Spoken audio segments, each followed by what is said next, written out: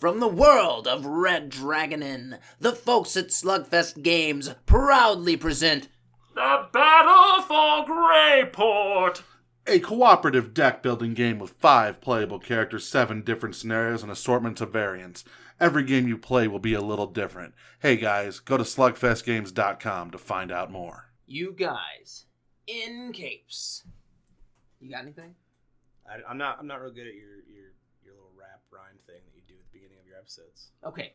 And rogues that are sneaky, thank you for tuning in as a couple of guys from Entertain the Geeky review Spiderman Homecoming! Woo! That's right. Guys, what's going on? Chris and Jason here. What's going on? We're super excited to be finally reviewing Spider-Man Homecoming. We've given you enough time to see the movie. Yeah, I mean that was probably a good idea too to give everybody a chance to Give them a couple of weeks. have viewed it before Absolutely. we talk. We didn't want to be those assholes, you know? I mean, I was kind of that asshole on the Facebooks with my little mini review. No, of the that movie. actually, people needed that. Okay. They needed to see your face. Okay. So, let's just dive right into it. This is a character-filled movie. Yeah, I mean, the thing that really is mind-blowing about all the characters in the film is everybody is somebody. There's not a wasted character in the movie. There's not a character who's not someone from Spider-Man lore. Okay, I'm a little bit confused, because What's-Her-Face supposed to be MJ? Is she not?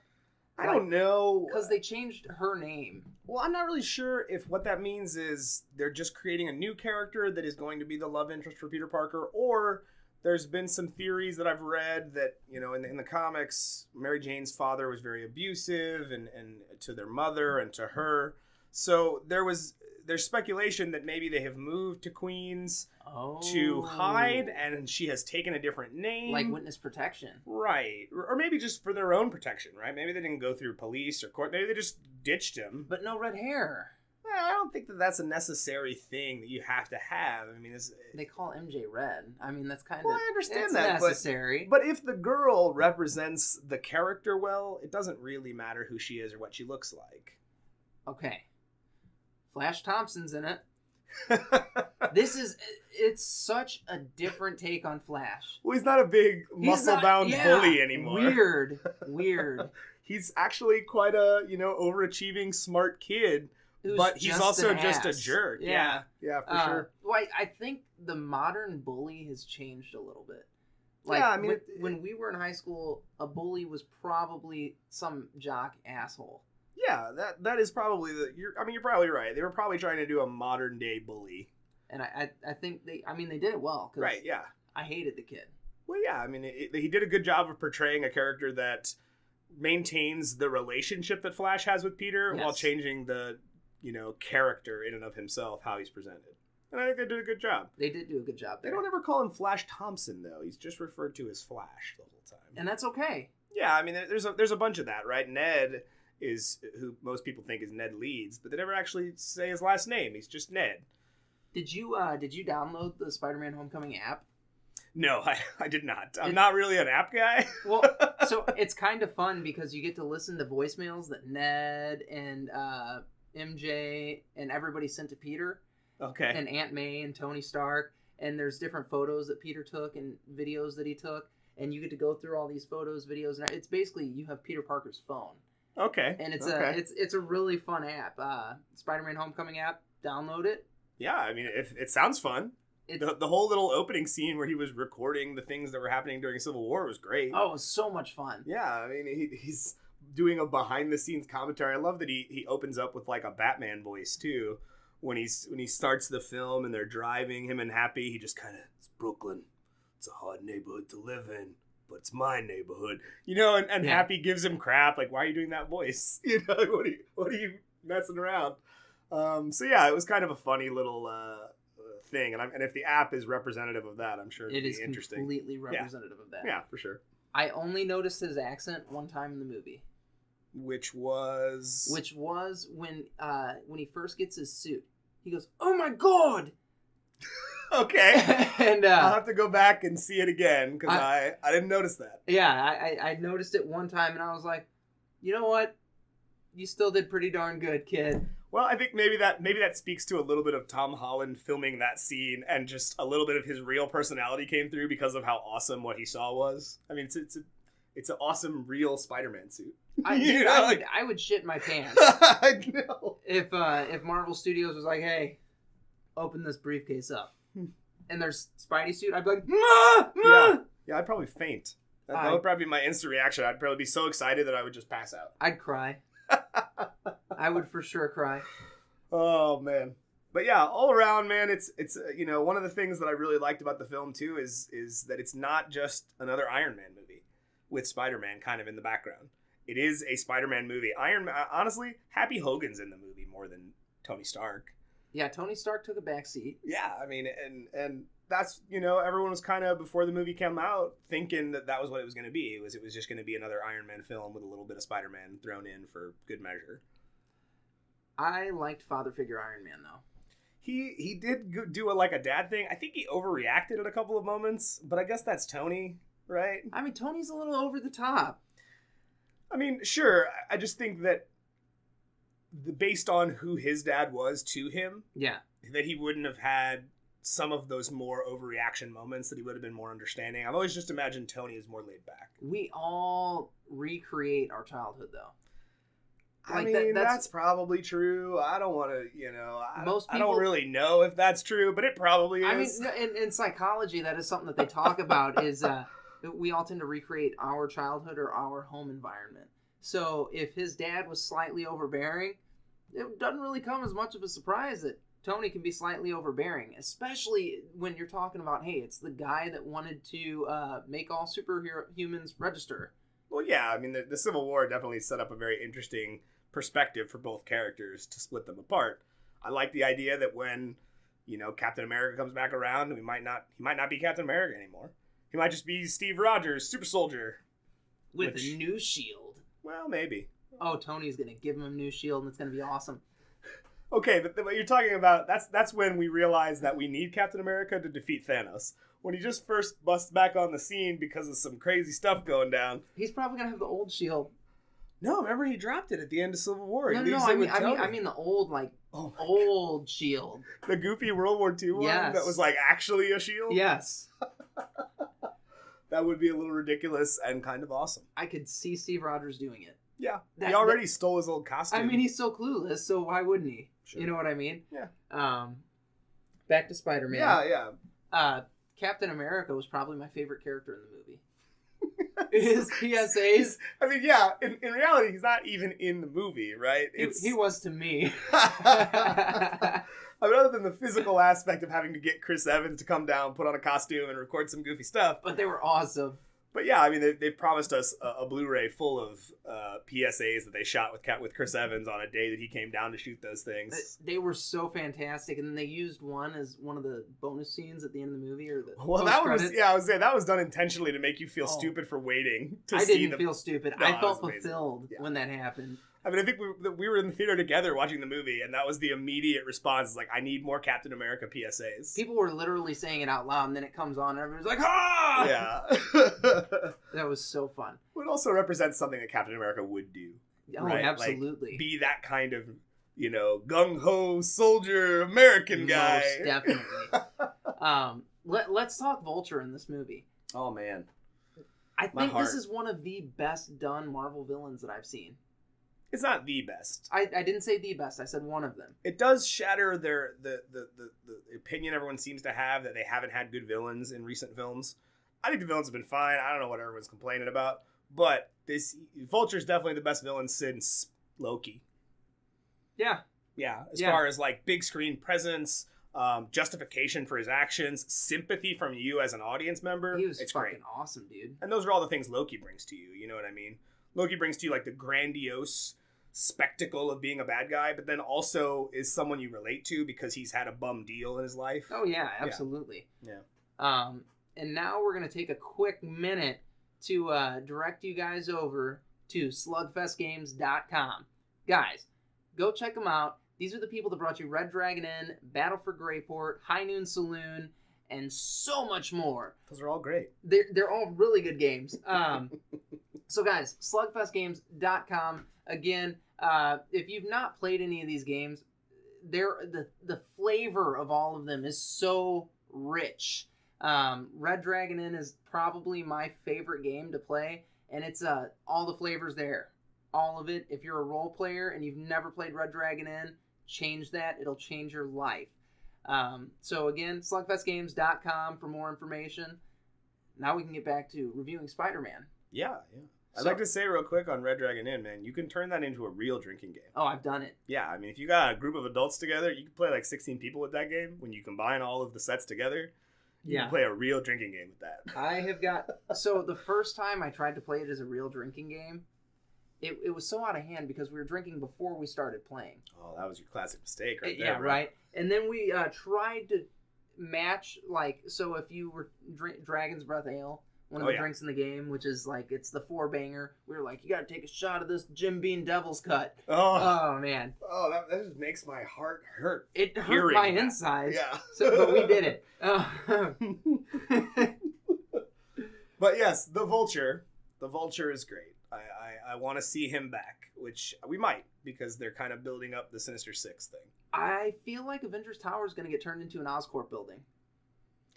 That would be interesting. I really don't know if Marvel Studios is ready to go the Green Goblin route, because they feel as if it's been done. I mean, Kevin Feige said that. That's why he wanted to go with Vulture in the first place, was the Green Goblin thing's just been done so many recent times. I'm not saying do Green Goblin, but Oscorp is something that is essential in Spider-Man. Sure.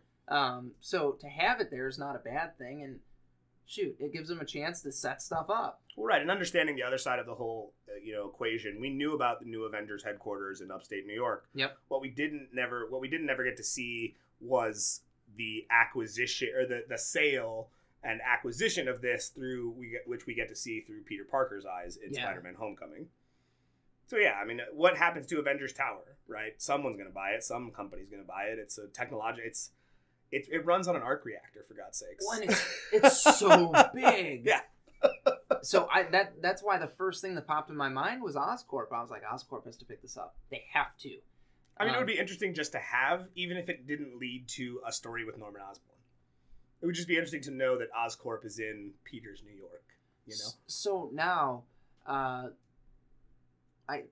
we gotta get through, I guess, reviewing this movie before we get into more speculation, because I've got so much speculation going into future endeavors that Sony may have with these characters. Sure. What did you think about Spider-Man in DC? What did I think about Spider-Man in DC? Yeah. Like in Washington DC. Yeah, the scene at the Washington Monument. Absolutely. It was a spectacle. It was a really appropriate Spider-Man scene. And I remember watching the movie with my mother, and she was asking me, like, why doesn't he fly? And I was like, Mom, Spider-Man doesn't fly. Like, he just has to climb up there. He can only move as fast as a person can move, Well, he's faster than a normal person. Come on. He is. It's Spider-Man. He's more acrobatically inclined, but he's still, I mean, when you see him not be able to use his web and have to run across the field because he has nothing to swing onto, like, he's got more stamina than a normal person, but that doesn't make him physically. He's stronger than a normal. If you're stronger than a normal person, you're going to be able to move faster than a normal person, because you're going to be able to propel your body at higher velocities. Well, sure, but he's also never really had to do that. Correct, and that's why I'm okay with it. As a way to get somewhere. Yeah, right? I was okay with it because, this kid was probably like, what the hell? And then I love how they show him being freaked out by the heights. Oh, yeah. Well, who wouldn't be? He's like, whoa! And the suit's telling him, like, you're gonna die if you fall. Yeah, you have no parachute, you didn't put it back, so you're probably gonna die. And he was like, okay.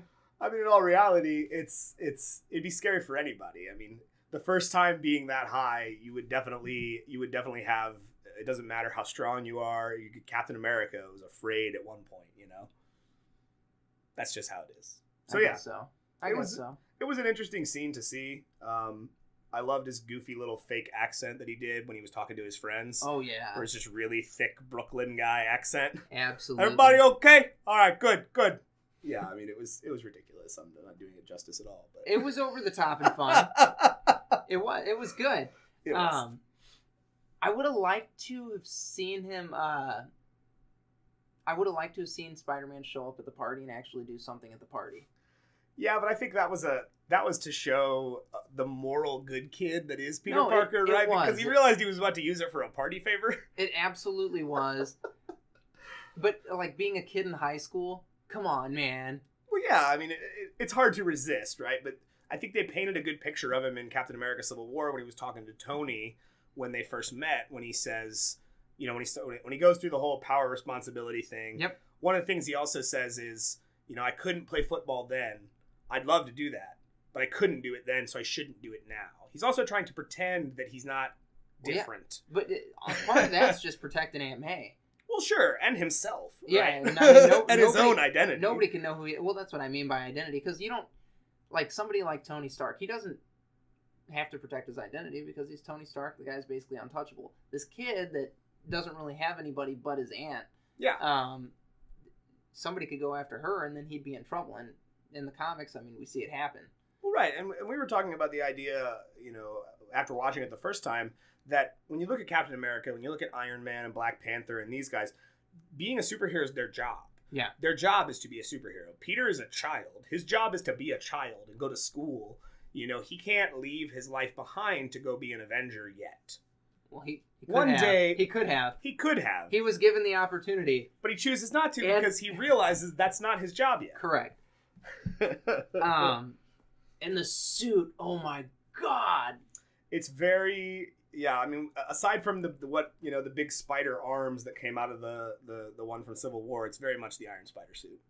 The color scheme is different, but the design for the spider is the same. Yeah, it was sick. Yeah, the only thing missing is the color scheme, and it had like mechanical, 8 mechanical arms, so you could move like a spider. Did you see the Twitter leaks today? It was them doing the CG for the new movie. He's going to be wearing that in Infinity War. Oh yeah, yeah. I can't wait. Yeah, I mean, there's no way when the aliens come knocking at the door that Tony doesn't say, "Okay, look, you're going to use this now, kid, suit up." Right, it's better. I love that Tony Stark built fail-safes into the costume to keep him safe. I mean, sure, he's right though when he's talking to Happy Hogan and he's like, "Look, you tracking me everywhere I go is kind of a big violation of my privacy." You know? Yeah, absolutely. But it's here. Again, you're talking about the guy that put the tracking and everything in there is the same guy that wanted all superheroes registered it's true. As government employees. So does it surprise you at all that that's a failsafe that he would put into this kid's suit? That's true, I guess. Absolutely not. Yeah. I didn't think about it that way. So yeah, he would absolutely invade your privacy there. Tony Stark does that shit. He doesn't care. Well, and it leads to a couple of goofy moments where, Tony comes to save him after the Vulture's initial attack, and how'd you know I was here? Did you put a tracker in my suit? I put everything in your suit, including this heater. And so it led to a bunch of funny jokes. It did. But it still is a very, very big problem. I mean, when you look at the privacy of Peter as a character. Of course. Not to mention the fact that if Peter... I mean, Tony presumably somewhere has a server that just has all of this shit that the suit has been recording stored away somewhere, right? So Peter's whole identity... as Spider-Man, there's evidence, there's files. I was gonna say Happy knows it. Pepper knows it. Pepper does not know it. Doesn't she? No, there is definitely no implication that Pepper is aware. I bet she does. She's banging Iron Man. Okay. There is a probability that Tony has spoken to her about such things, but we also know that Tony is prone to not tell the truth unless he has to. I'll bet you all the Avengers know who the kid is. I don't think so. I really don't even think that the people on Tony's side know who the kid is. I'll bet you the people on Tony's side know. I mean, War Machine had that moment where he just, comments on the kid's age. Where'd you find this kid? He doesn't know who he is. He's just some kid that Tony said, this guy's going to help us out. He's super strong. He's as strong as Thor. Sure. Because, Spider-Man's basically as strong as Thor, in comic lore here. I'd say Spider-Man's as strong as Cap. He's stronger than Cap. No, I think they're pretty but evenly matched. We can get on Marvel Wiki right now. I'm just saying. He would throw Captain America around like a rag doll. I think you're underestimating the strength that Captain America has. Captain America is strong as fuck. Thor is stronger. Thor is stronger than Spider-Man, though, too. Yeah, slightly. Not slightly. He's a so god. In the comics, they say that, we need to pull up Marvel Wiki here because there's actually, they give you comparisons of Spider-Man's strength next to Thor's, and they're like, he's basically on par with Thor. he holds back all the time. I mean, sure, this is also a wiki that you're taking this That's information fair. from That's that is fair. edited by fans most of the time. Yeah. I remember when I wrote that on there. Yeah. Uh-huh. See, we've uncovered the truth at last. You're just quoting things that you yourself put on a that wiki I page. made up. God. God, Spider-Man's awesome. It really was. So what do you think? How do you think it compares to other Spider-Man films? It's the best one. You I mean, think? there's no getting around it. Spider-Man 2 is the only movie that can even hold a torch to this flick. And they give you in Spider-Man Homecoming, they give you this piece of Peter Parker that you need. And it's him finding the strength within himself to overcome this huge obstacle, which is a building falling on top of him. Oh, that was a great scene. It was amazing. Yeah. And it was so powerful, and it showed you so much about, Peter Parker / Spider-Man, like, phenomenal. It's also a throwback to a classic comic movie. It is. There's so many things in there that are just, if you're a comic fan, man, this is the movie for you. It's riddled with Easter eggs, that's for sure. So is. But God, it's good. Yeah, I mean, I definitely loved it. There's a part of me that, even though I've seen it 4 times, yes, that you heard out there correctly, it's 4 times. Probably gonna go see it a 5th. I cannot wait until the moment when I can buy it. I might not go see it a 5th time, but I can't. I'm counting the days until I can own it and have it in my hands. Absolutely. Watch it whenever I want to. Absolutely. Well, like, I still turn on the Avengers, the original Avengers movie. Yeah. Over Avengers Age of Ultron. But, Age of Ultron has it's things got that cool are moments. good. Yeah. I love Vision in it. But Avengers Vision's is amazing. better than the It is. Yeah. So I can't wait to be able to do that with this movie. Yeah. I can't wait for the next installment. I can't wait to see more Spider-Man. Yeah. Because they're doing the character some serious justice. Well, it's about time, really. It is. And the moment at the end with Matt Gargan, that is something that we did not touch on. No, we didn't. That is a great moment because not only is it such a great moment between the 2 villain characters, but it shows that Matt Gargan, the psychopath, there is no like, I want to stop this kid. I want to have a chat with him. No, like, we want to talk to him. We'd like to slit his throat. Yeah. That is the villains in Spider-Man are some of the most homicidal maniac guys. Absolutely. In his rogues gallery, and I think that comes across absolutely in Gargan's comments to Adrian Toomes in the after credit scene. For sure. So good. You know what, though? You kind of got to tip your hat to Adrian Toomes in it because he's like, no. Because he wants his revenge. Nobody else is getting it for him. Well, absolutely, but he's getting his. I think there's also a little bit of guilt in Toomes because of course there is. Because Peter saves his daughter. Peter's right. Peter's a child. Of course there is. Yeah. So he was still gonna kill the fucking kid. He still tried to kill the kid. I mean, that is true, but I think a part of him understands him differently now. Sitting in prison and having his conversation with Matt Gargan. Maybe. Because that was in passing. It wasn't like a full-blown conversation. Oh, yeah, absolutely. It's just a quick scene. They're walking by each other. He's like, hey, let me know where I can find my webhead friend so I can get him dead. Right, so I can slit his throat. Yeah. Yeah. Okay, so now I do want to kind of speculate a little bit because we know we're getting a Venom movie for sure. Sony is making a Venom movie and something called Black and Silver or Silver and White. I don't know. I hope to God Marvel has something to do with it. I really don't think so, man. That would be such a shame. There was a part of, goofy speculation that Kevin Feige getting upset about the comments that were made by Amy Pascal, the head of Sony, that he was upset because she was revealing something that they hadn't revealed yet and they weren't ready to reveal it and nobody gave her the memo. But I really don't think that's the case, man. I think that she just had an error of judgment. I don't think she did. I think she did, man. Marvel is full of shit. 100%. We know this because all the way up until they announced Spidey would be in Captain America Civil War, they denied that would be happening. Well, that's because the contracts hadn't been signed. It's not going to be happening. It was added at the very last minute. He said, he's like, there's no hope. Like, Kevin Feige had said multiple times, it's probably not going to happen. It's probably not going to happen. There's not much of a chance of Spider-Man ever appearing in the MCU. Well, that's because that's a business tactic. You don't want to disappoint your fans, right? So you tell them no, so that if the answer actually is no, you didn't lie to them. So now now we've got this lady that's freaking riding that Marvel train, and she knows.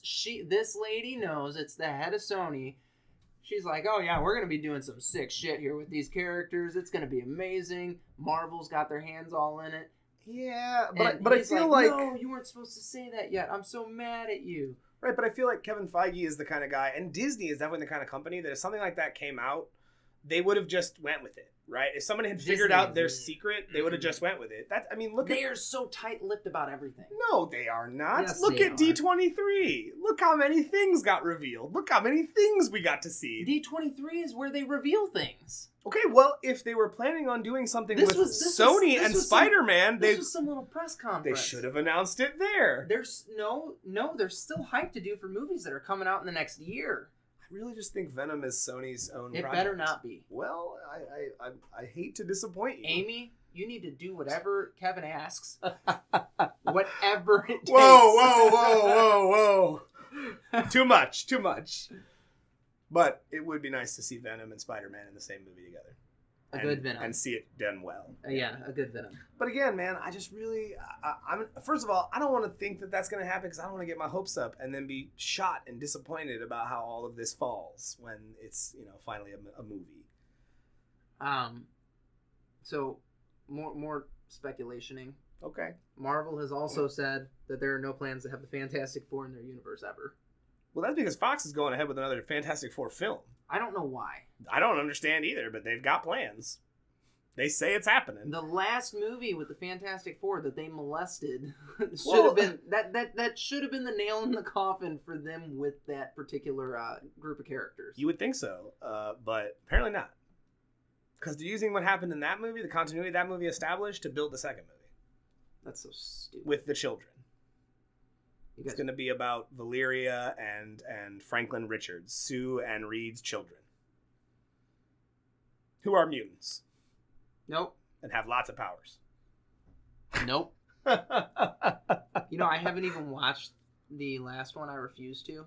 Oh, I never saw it either. I've read enough reviews and watched enough videos and clips from it that I'm sure it's terrible. Matter of principle, I was like, I will not watch this movie. I mean, a part of me kind of was hoping it'd be good when we were seeing early trailers and stuff like that, but it failed. It failed hardcore. Yeah, it's in $5 bins around the world right now. Yeah. And the movie only came out a couple of years ago. It should still be like $15. Yeah, I mean, go find you a cheap copy because no one else wants it, so they'll sell them for dirt. I'll bet you somebody would pay you to take that. Just get it out of my movie collection, please. Yeah, probably. I could see somebody's, grandma who doesn't understand how these things work, giving it to their grandson for Christmas, and he just burning it in the backyard before Christmas Day is done. He's outside with a hammer. Fucking grandma! Yeah, I can see that. All right. I think that's basically going to conclude our review, yeah? Yeah, I think we covered all the bases. We spoiled everything, so hopefully you've seen the movie. Yeah, it's all out there now, people. And then I want to direct you guys over to entertainthegeeky.com. You can find all of our social media stuff there, so you can like, comment, subscribe. You can check out our Instagrammies, whatever. Instagrammies? Yeah, it's way more fun to say it that way, right? All right. And you can get caught up on previous episodes of Entertain the Geeky. I can't even talk. Previous episodes of Entertain the Geeky there. And Jason O'Toole's Nerd News. Yes, quite. I am bringing you all of the goofy things that make me very excited on a day-to-day basis, all in one place. It's beautiful. So, guys, on that note, thank you for tuning in, and stay geeky. Bye. Hey guys, I just want to take a quick sec to tell you out there to check out Cloud9 Comics. He's got a store on eBay, and it is the place to look for certified CGC graded comics, first appearance of characters. He's got some very interesting stuff, all in the nines. He's also got a bunch, thousands and thousands of raw comics for you to look through the store and try to find, some stuff to fill out some of those holes in the collection. If you're looking to get in touch, his name's Paul Gabani. He can be reached at 314-691-2864, or you can always email him at cloud9comicsandmore@gmail.com. That's cloud9comicsandmore.